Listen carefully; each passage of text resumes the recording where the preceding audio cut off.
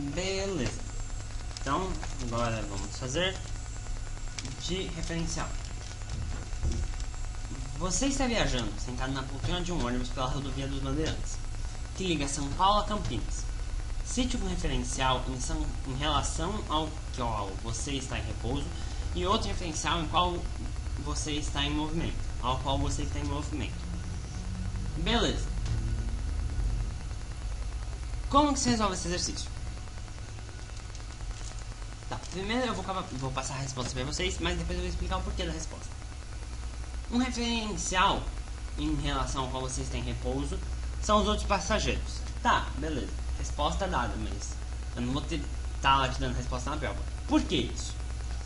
Porque pensa o seguinte: se imagine sendo um passageiro, beleza?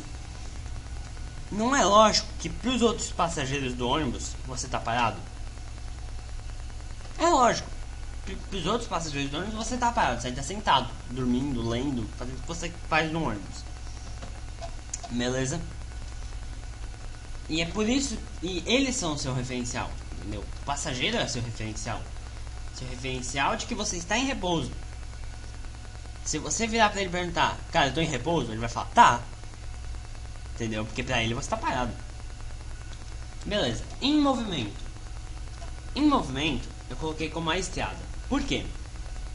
Porque pensa o seguinte: a estrada tá lá parada e você tá se locomovendo na estrada.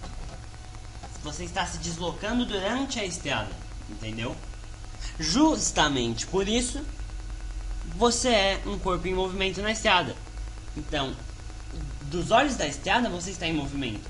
Então, ela é seu referencial para que você esteja em movimento. Deu para entender? Beleza. Exercício 12. Na foto abaixo, você observa um avião reabastecendo, outro em pleno voo. Pode-se afirmar que os dois aviões estão em repouso? Esse exercício é um exercício que depende do referencial. Por quê? Se você usar de referencial um dos aviões, o outro para ele está em repouso. A partir do momento que você bota duas coisas andando ou se movendo à mesma velocidade, essas duas, uma em relação à outra, ficam em repouso. Por exemplo, se eu botar dois carros, os dois a exatos 30 km por hora, sem adicionar nem subtrair, sem botar nem pôr, falando mais vulgarmente, botar um do lado do outro, você concorda comigo que eles vão estar sempre um olhando para a cara do outro? No mesmo lugar? Mesmo se movendo? Então, se você perguntar para um dos motoristas, ele vai falar que o outro carro está em repouso. Porque parece. Ele está andando colado contigo ao mesmo tempo. Então, se você botar dois objetos na mesma velocidade, eles sempre vão estar em repouso um em relação ao outro. Entendeu? Se você usar um de referencial, o outro vai estar em repouso e vice-versa. Beleza? Deu pra entender? Se não der, sabe que o WhatsApp tá aí pra isso. Então, olhando do ponto de vista de um dos aviões, o outro está em repouso. Os dois estão em repouso. Certo? Beleza. Ao ler este livro em sua sala de aula, esse é o 13, sentado em uma cadeira, um aluno está em repouso ou em movimento? Em repouso, certo?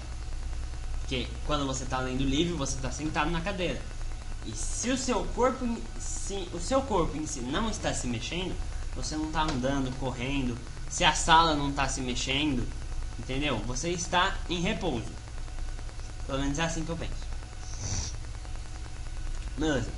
Considere 3 objetos, A, B e C.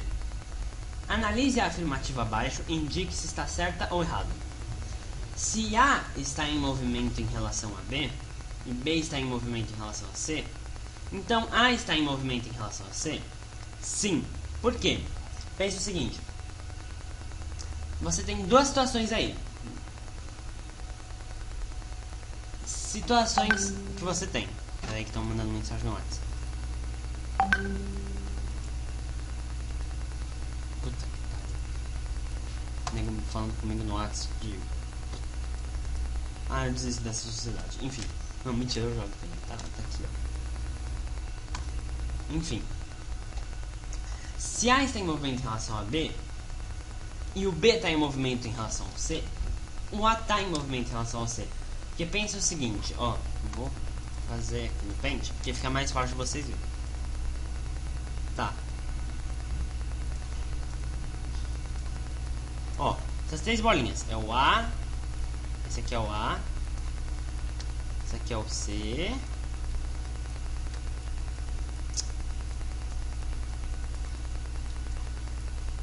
e esse aqui é o C, tá? Beleza. Pensa o seguinte. Esse aqui está se movendo, certo? Se esse aqui está se movendo em relação a esse, então, e esse está se mexendo em relação a esse, concorda comigo que esses dois estão se mexendo, certo? Então, de qualquer forma, mesmo excluindo esse B, esse aqui vai estar em movimento em relação a esse. Vocês conseguem entender? O A vai estar em movimento. Agora existe um outro caso, que é quando o A e o C estão em movimento. O A e o C estão em movimento. Porque aí concorda comigo que se o C está em movimento, ele não deixa de enxergar o B se deslocando. Tipo assim, ó. Imagina você num ônibus.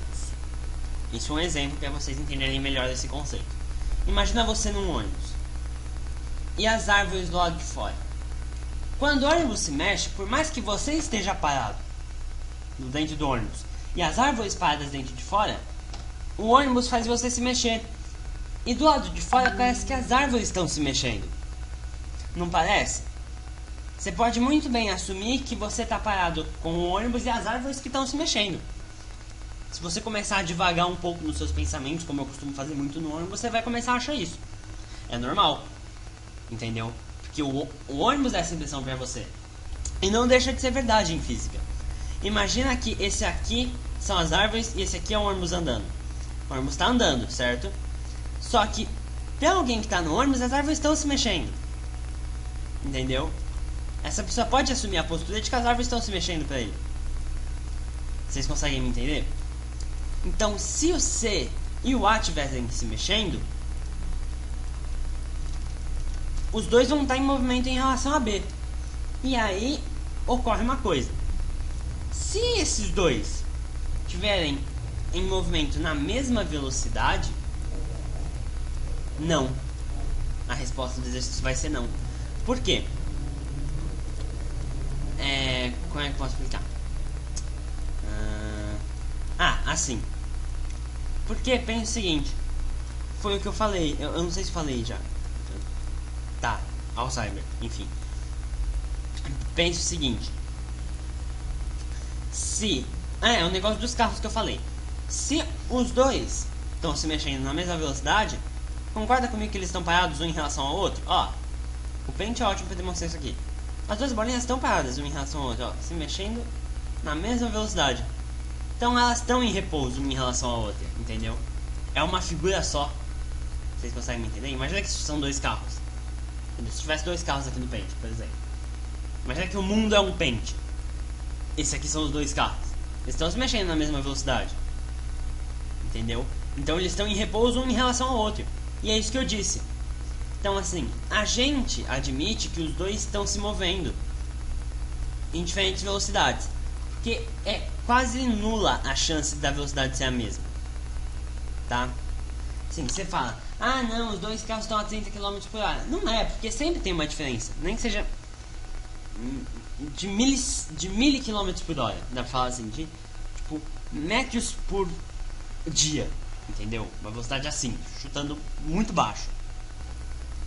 Tipo, nem que seja uma velocidade mínima. Sempre existe uma variação, entendeu? Eu acho que assim, pra você deixar dois carros com a mesma velocidade, só controlando pro computador, entendeu? É muito difícil, a chance é nula. Então você admite que a resposta do exercício é sim. O A está em movimento em relação a C, é certo. Ok? Beleza, o 14. Não, aliás, o 15, o 14 eu acabei de fazer. Um helicóptero sobe verticalmente em relação ao solo, com velocidade constante. Esboce a trajetória descrita pelo ponto P da periferia da hélice em relação ao piloto do helicóptero e a um observador parado no solo. Tá, esse vai ser complicadinho. Esse aqui. Ó, desenhar o solo, certo? Desenhar o solo. Esse aqui é o meu helicóptero.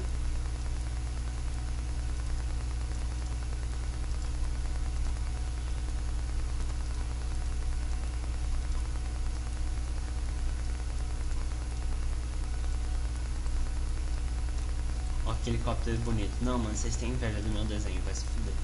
Enfim. Esse aqui é o helicóptero, certo? Isso aqui é a periferia da hélice. Pelo menos eu acho que é. Tenho quase certeza, entendeu? Eu sou bom em... Sim, tá ligado? Eu sei a matéria, eu não sei que a porra de uma periferia da hélice. Ah, tá no desenho. Ô, bosta. Gente, isso aqui tá no desenho do livro, tá? Ignorem o que eu acabei de fazer. Não é isso aqui a periferia da hélice. É isso aqui, ó. Dessa hélice aqui é a ponta da hélice. Pelo menos o que tá no desenho aqui do livro. O ponto P da periferia da hélice, que é esse ponto aqui. Tá. Esboce a trajetória descrita pelo ponto P. Pelo ponto P da periferia da hélice em relação ao piloto do helicóptero. A trajetória em relação ao piloto do helicóptero é nula. Por quê? Pense o seguinte: se a periferia da hélice ela tá se mexendo em círculo, tá? Só que ela tá fixa num ponto, correto? Ela não deixa de estar fixa num ponto. Então assim, ele está em movimento em relação ao piloto? Está. Só que a trajetória dela é quase nula, porque ela tá sempre à mesma distância do piloto, tá? Admitindo-se que as hélices são iguais entre si, entendeu? Eu penso assim, entendeu? Eu não sei se eu estou certo ou não. Eu acho que eu vou dar uma olhada aqui, quer ver? O livro do professor serve pra isso, porque eu tenho respostas no final do livro. Aqui no livro do professor, mó legal, né? E professor eu não sou porra nenhuma. Deixa eu ver aqui. Ah, é isso mesmo. Em relação ao piloto ponto P, escreve uma circunferência. Por quê? Que a hélice gira, entendeu? Então assim, a hélice não está se mexendo verticalmente nem horizontalmente, mas ela está girando, entendeu?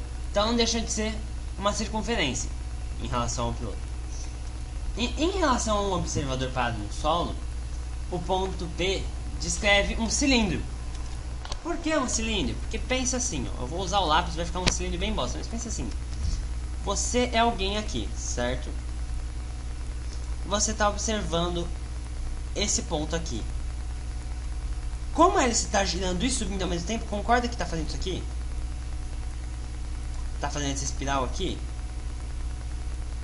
E é isso, entendeu? Só que como ele está subindo verticalmente, sempre vai ficar tipo na mesma linha, tipo, vai ficar quase um cilindro, entendeu? Eu queria poder tipo, mostrar o desenho do livro para vocês, mas eu não tenho a webcam, uma bosta. É isso, entendeu? Eu não sei se vocês conseguem me entender.